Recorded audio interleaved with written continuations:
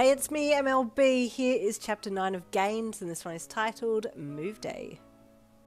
The conversation between Kirishima and your mum was brief, and then you interjected and said that you'd see him tomorrow, hoping that that would be signal enough for him to leave so you could eat.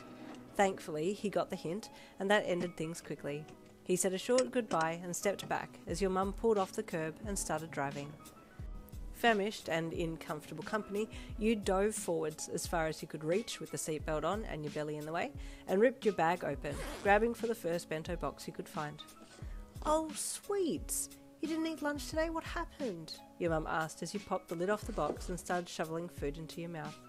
"I didn't have time," you lied through a mouthful. "Oh, sweetheart, how much do you have there? That's not going to be enough for a growing girl like you.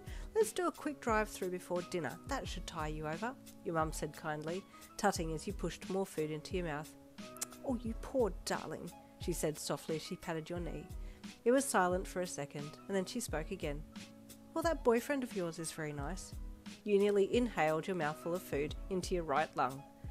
After explaining to your mum that he wasn't your boyfriend and stopping at a drive-through for a little more food, you got home and continued to pack.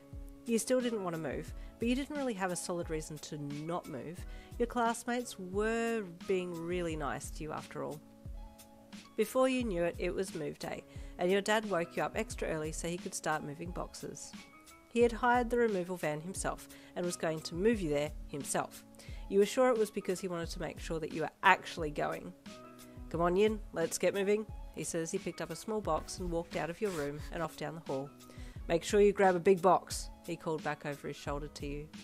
You picked up a medium one and followed after him, dragging your feet a little. You walked out to the van and waited for him to put his box down in the back and then turn around so you could hand your box up to him, but he just stepped aside and jumped down onto the road and walked off. "Put it at the back with the others," he called out to you as he walked off. You looked up into the van. "What the heck?"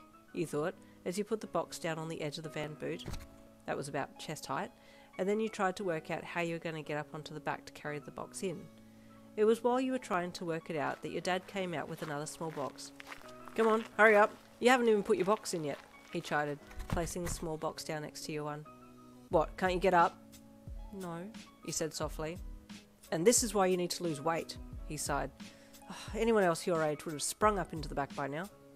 Tears welled in your eyes and you looked away from him. Crying never helped. It only made him go off more. He just walked off again to get another box and you quickly wiped your eyes on your sleeve and hurried to work out a way to get up before he came back, the tray being chest height. How on earth were you going to get in? You looked back behind you and saw a rock in the garden bed that appeared to be a decent size and decided to use it as a step. Quickly turning from the back of the van, you walked over and picked it up, with a considerable deal of effort, and then walked back over to the van and placed it down on the ground. With one quick glance to your left, you checked to make sure your dad wasn't coming out yet, and then you did your best little hop jump to get up into the back of the van. You whacked an elbow, shin and hip on the way up, but you made it and quickly picked up your box and moved it to the back of the van, panting furiously, and then got your dad's small box and moved it as well, just as he arrived with another small box. "Put this one at the back," he instructed, handing it to you. Then, when you took it from him, he reached down and picked up your rock and moved it back to the garden bed and walked off. "Come on, get out of the van. We need to move more boxes." You had turned around just as he put the rock back in the garden and walked off, and more tears suddenly sprung in your eyes. Why was he being so cruel?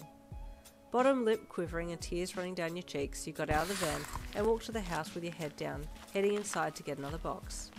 Your dad was coming back out down the hall, and you crossed paths as he headed outside while you headed in. "Pick a big box in, and don't even think about getting that rock," he said darkly as he passed. Thankfully, he didn't hear your soft sob as you walked to your room, wiping your eyes on your sleeves as you walked in. You picked up a medium box and turned to the door to carry it out, tears dripping onto the box as you walked down the hall to the door and then outside to the van. As you feared, your dad was just standing at the van with his arms crossed, waiting for you. "Get the box in the van and put it down the back," he instructed. "Dad, Your words choked in your throat, and you couldn't get them out, tears flowing a lot more freely than your words were at that point. "Stop crying and get the box in the van," he demanded.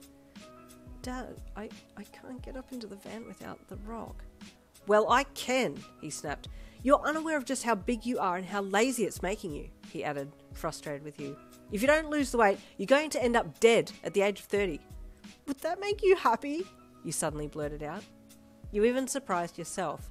You never spoke back to your parents. You'd been glaring at him through your tears, but the minute you spoke up, you dropped your gaze, knowing you had said the wrong thing.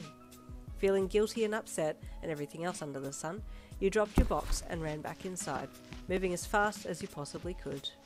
Your dad was yelling something after you, but your panic drove you forwards, propelling you into the house and down the hall to the safety of your room.